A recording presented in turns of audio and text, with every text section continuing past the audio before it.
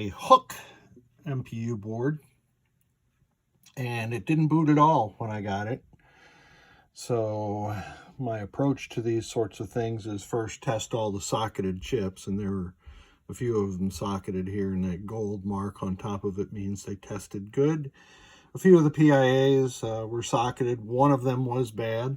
Customer sent a replacement along with the board, so I installed that.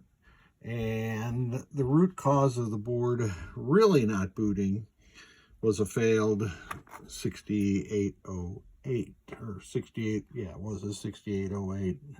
I've installed a 6802 and we are good to go. It did have some segment issues, and that boiled down to a couple of these ceramic caps were shorted. Now these SIPs, this is a 4.7K ohm resistor SIP, and that's a pull-up resistor for the signals that are pulled to ground from the 6821 that turn different segments on the display. And you can see in the video or the shot that I rolled in at the beginning, a few of the segments were out. It was segment, let's see, C and D, and then that's J and K up on top. But we are all better now, so let's boot it up with Simpsons ROMs. And right now we have the lamp matrix in attract mode, and we have nothing going on with the solenoids, which is good. So let's get into the test. I have my Simpsons soundboard connected to the game.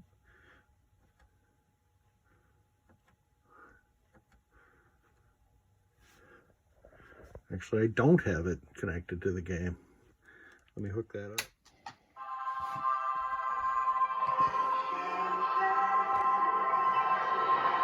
Now we're hooked up.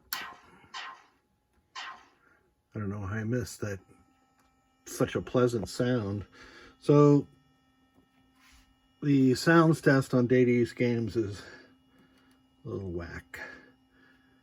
You have to use the flipper buttons, which I'm simulating here, for the left, center, and right amp. Hey man, we're both underachievers.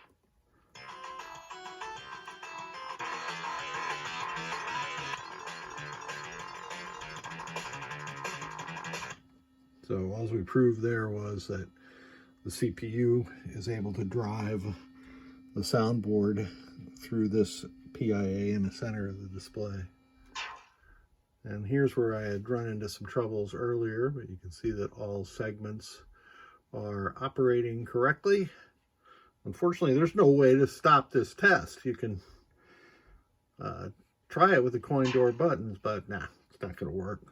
Switch test. Simpsons uses all 64, so I'm going across the diagonal of the switch matrix, and there they are. No active switches, that makes sense. Here's our lamps.